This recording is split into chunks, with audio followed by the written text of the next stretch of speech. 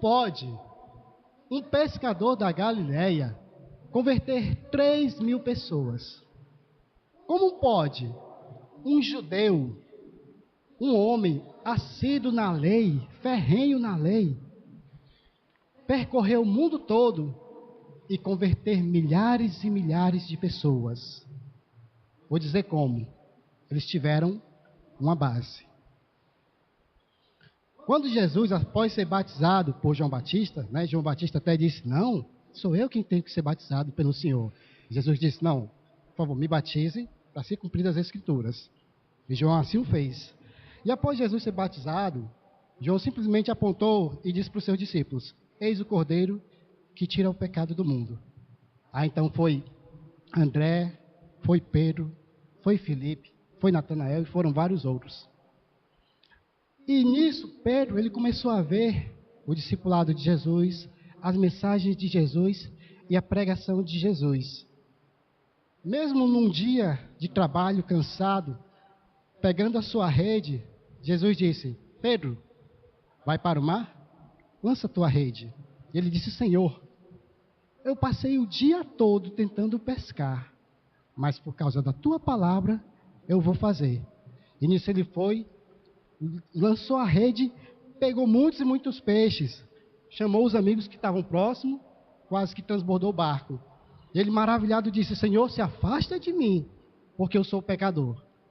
E o que foi que Jesus disse? Não tenha medo, creia em mim, e farei de você pescador de homens. Atos, capítulo 2, aconteceu isso. Naquele momento, estavam muitas pessoas reunidas de locais. Então ali desceu o Espírito Santo e todos começaram a ouvir aqueles homens, aqueles galileus, falarem na língua materna deles. Tinham muitas pessoas de vários países. Então Pedro se levantou e começou a pregar. E sabe qual foi a rede que Pedro lançou para pescar aquelas 3.000 pessoas? Ele disse: olha, aquele homem que vocês crucificaram, Deus o fez Senhor e Cristo. Não é isso? Não é isso que a gente acabou de ler em Atos? E aí, o que a gente faz agora? Aí Pedro, lançou mais uma vez a rede. Sejam batizados no nome de Jesus para perdão dos pecados e recebereis o dom do Espírito Santo. Naquele mesmo momento, 3.000. Paulo, por sua vez, ali começou a propagação dos cristãos em Jerusalém, e muitos dos judeus, eles estavam inquietos com isso. Eles estavam: não pode esse homem que veio de Nazaré, que morreu, que estão dizendo que ressuscitou, que estão pregando que ele fez milagres, que ele ressuscitou, e os discípulos dele estão fazendo milagres também. Não pode. E Paulo também concordou com eles. Por quê? Porque era um judeu. Ele era um judeu da lei. Ele conhecia a lei indo e voltando, E naquele dia lá, que pegaram Estevão e apedrejaram, ele: opa, isso aqui é legal. Opa, isso aqui é bom. Eu concordo com isso. Isso sim é a vontade de Deus. Tirar esses pecadores que estão dizendo que Jesus é filho de Deus, que Jesus ressuscitou. Então, Paulo, ele pediu cartas: me dá cartas. Eu quero prender esses homens. Eu quero tirar esse pessoal que não estão servindo a Deus. E recebeu cartas. E nisso, ele indo para prender essas pessoas, juntamente com alguns guardas, o que foi que aconteceu?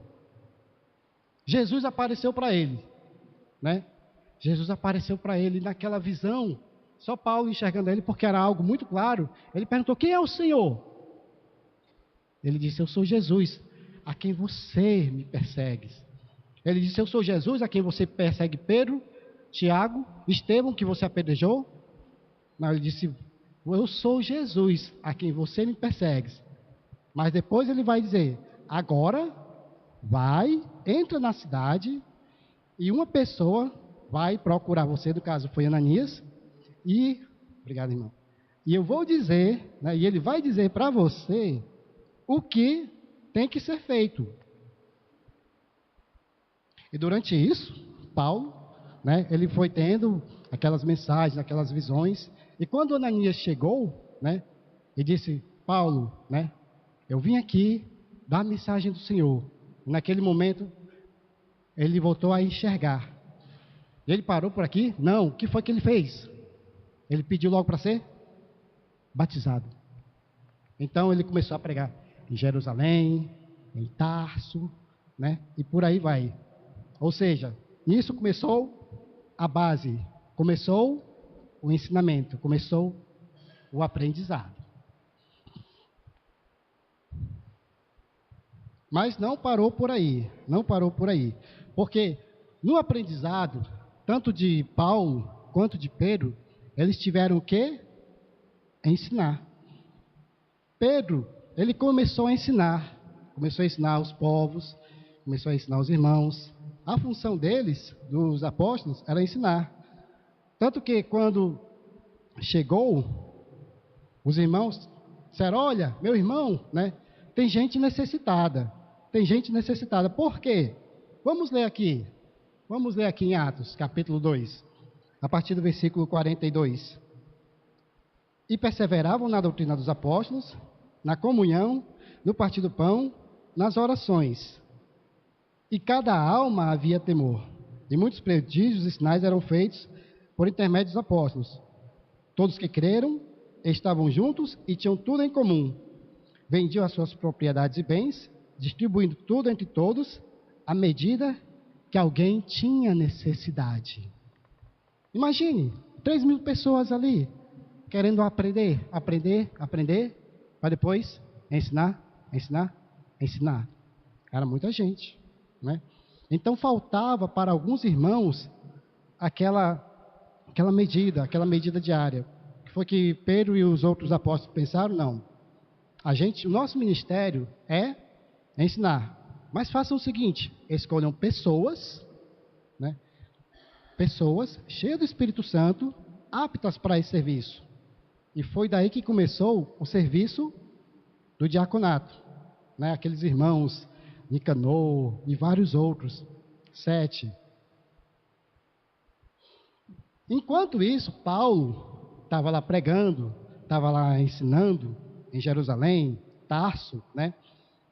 Interessante também que veio uma outra figura nesse meio período, que foi Barnabé, né? Barnabé, diz as Escrituras, que ele foi chamado de filho da consolação, porque ele tomou tanto para si, né? Tomou tanto para si essa necessidade que viu os irmãos aqui, que ele, tendo a propriedade, vendeu e deu aos apóstolos, né? E Deus, ele usou esse homem grandemente. Por quê? Paulo, Barnabé foram escolhidos através do Espírito Santo para levar a mensagem.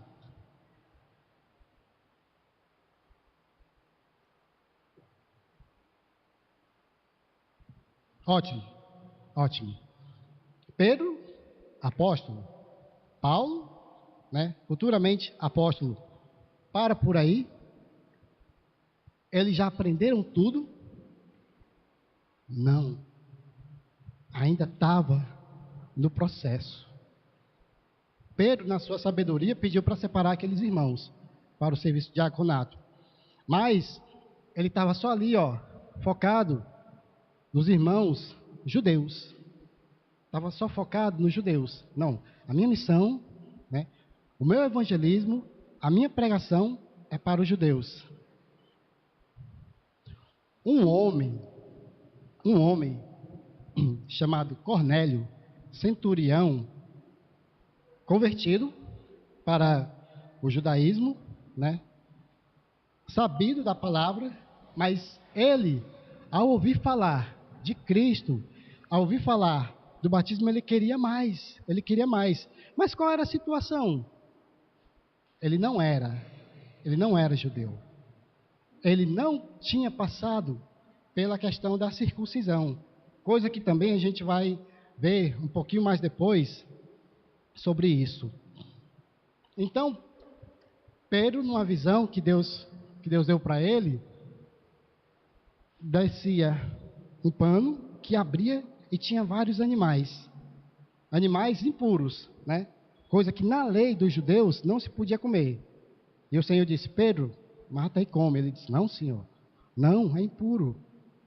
Quando subiu, desceu de novo, a mesma coisa. Pedro, mata, come. Não, Senhor, não posso, é impuro. Tudo bem. Então, naquela mesma noite, os servos lá do Cornélio: ei, você é que é Pedro? Você é Pedro? Sim, eu sou Pedro, né? Então, Cornélio quer falar com o senhor. Ele: Cornélio não é aquele centurião? Cornélio é convertido ao judaísmo, mas não é judeu. Aí, peraí, eu acho que é isso que Deus quer falar para mim. Pedro aprendeu a grande lição, porque ele viu que o evangelho não estava só para os judeus, não estava só ali. Pedro converteu Cornélio, e a partir dali Cornélio, o Espírito Santo desceu em Cornélio. E ele percebeu que a mensagem de Deus é para todos. Não foi aqui o que o Danilo falou? O que o Wellington explicou? Mateus, capítulo 28, Marcos, capítulo 16.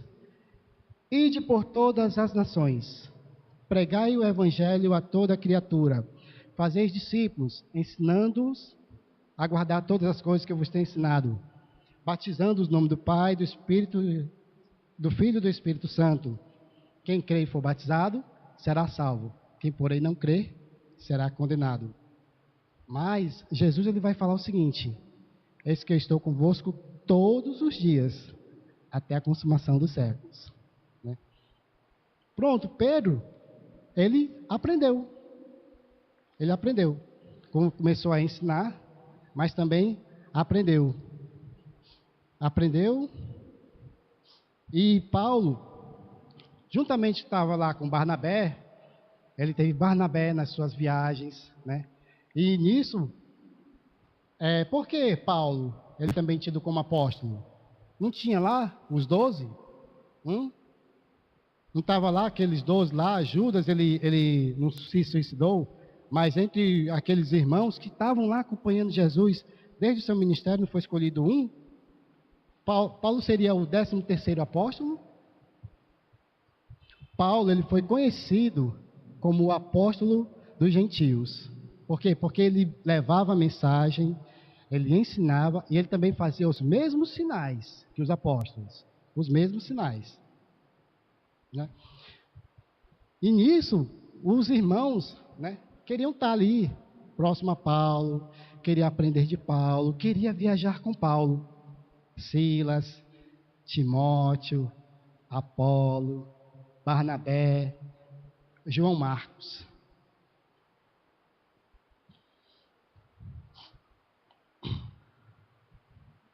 Está aí uma outra coisa que Paulo veio a ensinar a Pedro, né? Porque nas suas viagens, Paulo ele estava ensinando, estava levando a mensagem aos gentios, né? Éfeso, Listra, Pérgamo, Tarso, Jerusalém, Roma. Né? Havia nesse tempo uma questão. Os judeus convertidos, né, a Cristo, eles estavam dizendo: aqueles lá, os gentios, precisam ser circuncidados, né? E os outros não, né? Peraí, isso aí, né, não foi algo que foi posto para a lei dos judeus? Ele: não, mas vocês têm que ser circuncidados. Em Atos 15, Paulo ele foi lá, falou com os apóstolos, Pedro, João, né, e os outros estavam lá. Essa questão: olha, os judeus estão querendo que eles sejam circuncidados, e os gentios acham que não é necessário. E aí, né? Então Pedro, Tiago e os outros estavam lá: irmãos, e aí, né? Vamos aqui falar aqui, né? Discutir entre nós, vamos ver essa questão, né? Uma coisa que a igreja também, né? Aqui como por exemplo a gente estava falando nesse instante, sobre um obreiro em tempo integral, né? É algo que a igreja em si vai resolver, né? Os irmãos em si naquela época estavam resolvendo sobre isso. E o parecer de Tiago foi que eles só se abstessem de comidas impuras, né? A palavra, né? E fazer aquilo que o Senhor quer. Não precisava circuncisar. Ótimo, resolvido a questão. Resolvido a questão. Pedro, mais uma vez, aprendeu, para depois ensinar.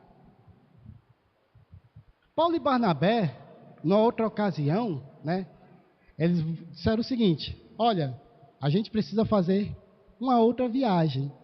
Barnabé, beleza, Paulo, vamos convidar aqui João Marcos para ir com a gente.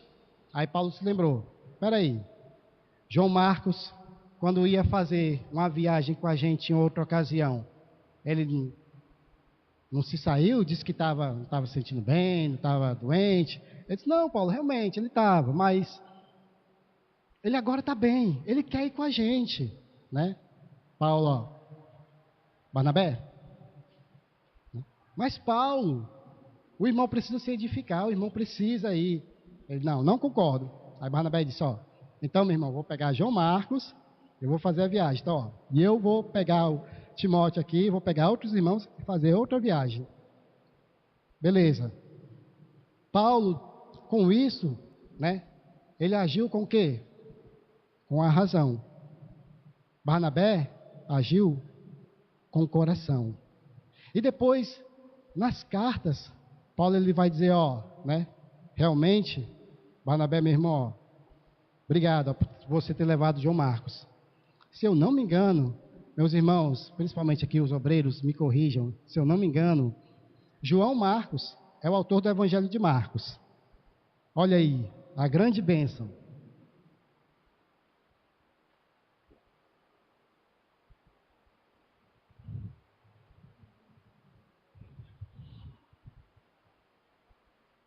Meus irmãos, perseverar na doutrina dos apóstolos, na comunhão, no partir do pão, nas orações. De quem é a doutrina dos apóstolos? Alguém pode me dizer? De Jesus. Quem fez de Pedro pescador de homens? A doutrina de Jesus. Quem fez de Paulo apóstolo dos gentios? A doutrina de Jesus. Perseverar na doutrina dos apóstolos, na comunhão, no partir do pão, nas orações. É isso que a igreja tem feito desde o primeiro século. Perseverar na doutrina dos apóstolos, na comunhão, no partir do pão, nas orações.